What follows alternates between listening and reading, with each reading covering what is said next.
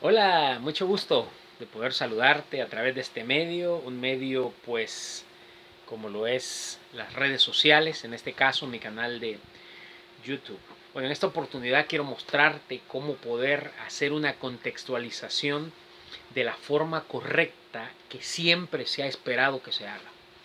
Hay que entender, como ya he venido diciendo yo desde hace mucho tiempo en este mismo canal, que el contexto es la forma única en que se puede percibir cuál es la línea del pensamiento o la idea del enunciado de carácter lingüístico que muestra pues la escritura. Debemos de tener en cuenta que un enunciado lingüístico por definición es aquella expresión que afecta la correcta adecuación, interpretación, entendimiento, discernimiento y todo lo que tú le puedas agregar como sinónimo que tiene que ver con el correcto entendimiento de lo que se está diciendo.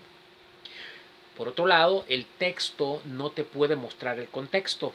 El texto te puede mostrar los enunciados. Es la técnica lingüística la única que te puede mostrar cuál es el verdadero significado de lo que se está mostrando en ese enunciado. En esta oportunidad quiero ponerte en contexto dos elementos escriturales para que tú vayas considerando la forma correcta en que se debe hacer eso. Estoy desde mi casa, así que si hay ruidos ambientales, quiero que me comprendas que no es un programa editado.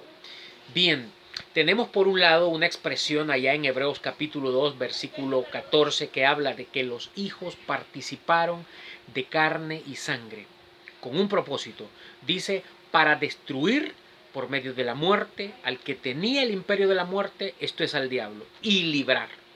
Notamos que habla de carne y sangre y luego notamos que cuando se desarrolla el enunciado dice que hay una destrucción y una liberación. Ahí están, pues dentro del enunciado están contextualizados esas evidencias de una forma o en una forma de sinónimos, porque carne y sangre dice que sirven por un lado para destruir carne y por otro lado para librar sangre. Carne y sangre no es lo que la religión está mal acostumbrada a decir que es. La religión piensa que carne y sangre se refiere a una humanización física, cuando en realidad estamos hablando de una doctrina. Entonces, pero el punto no es hablar de carne y sangre. Quiero ponerte en contexto las evidencias. Dice que los hijos participan de carne y sangre para destruir al que tenía el imperio de la muerte. Pon en el tintero la expresión el imperio de la muerte. Y vamos a hablar en este momento del diablo. El diablo dice que tenía el imperio de la muerte, pero fue destruido.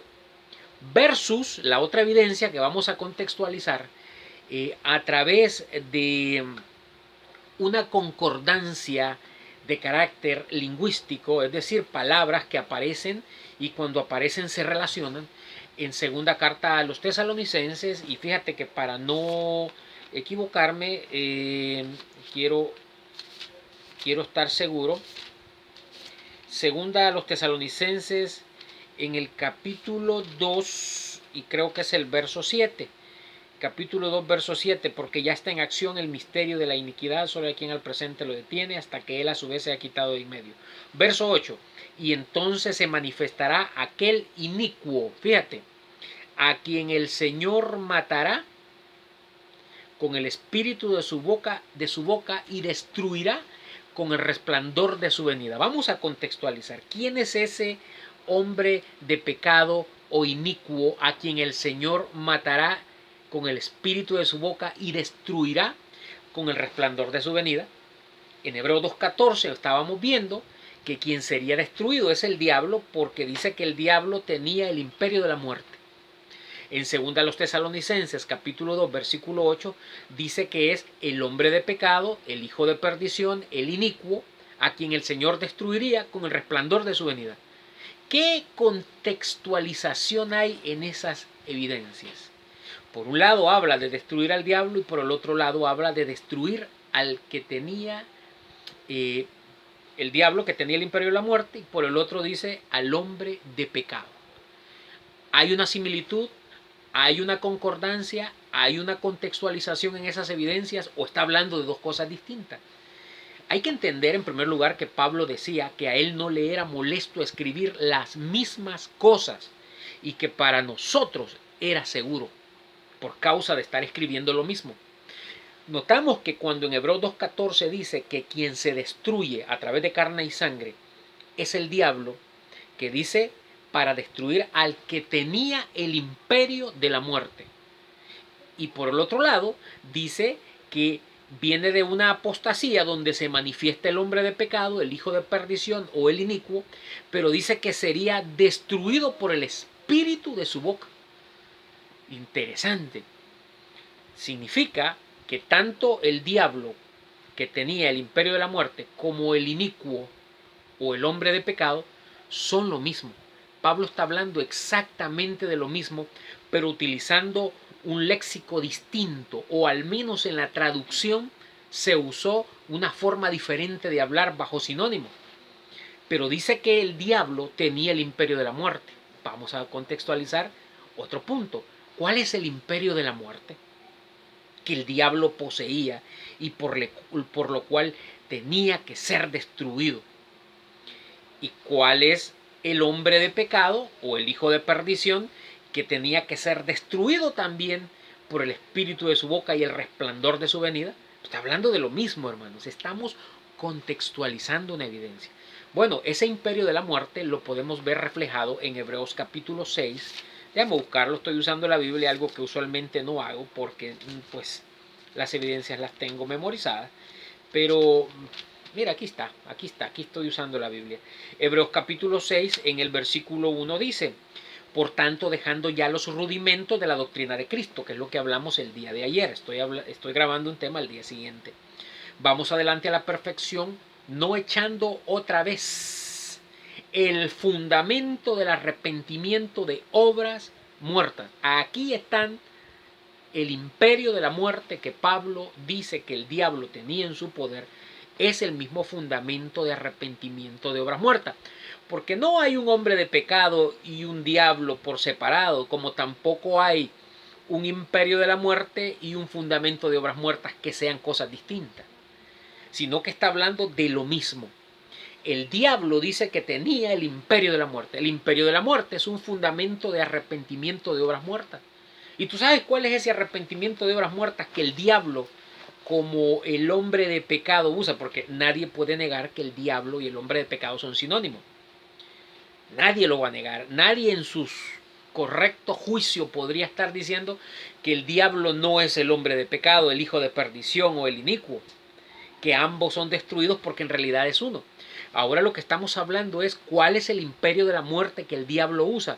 En Hebreos 6.1 le llama fundamento del arrepentimiento de obras muertas. Y fíjate cuáles son: de la fe en Dios, de la doctrina de bautismos, de la imposición de manos, de la resurrección de los muertos y del juicio eterno. Te está diciendo que el diablo, es decir, el pecado, por eso le llama hombre de pecado.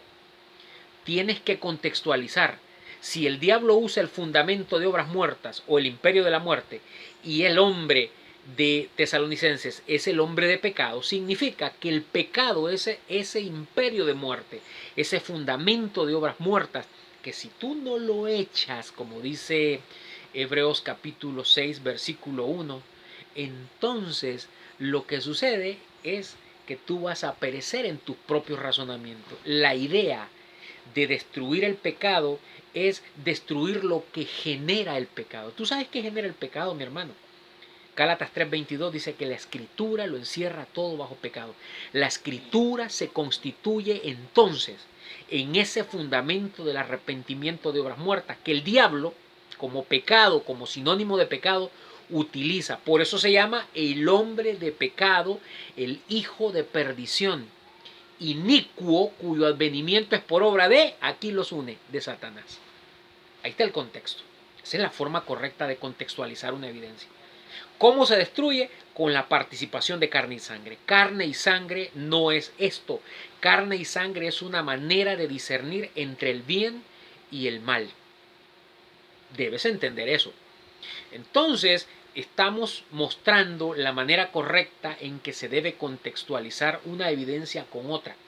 se hablaron de dos cosas, es decir, la primera es quién es el diablo o hijo de perdición u hombre de pecado, que es el mismo, que sería destruido, y sería destruido porque está haciendo uso del imperio de la muerte, lo que en Hebreos 6.1 le llama fundamento de obras muertas, que con claridad te dice doctrina de bautismos, imposición de manos, resurrección de los muertos, juicio eterno y la fe en Dios. Se me olvidaba, ese es el primero.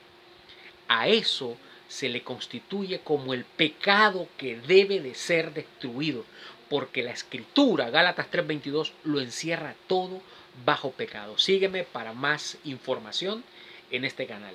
Un saludo.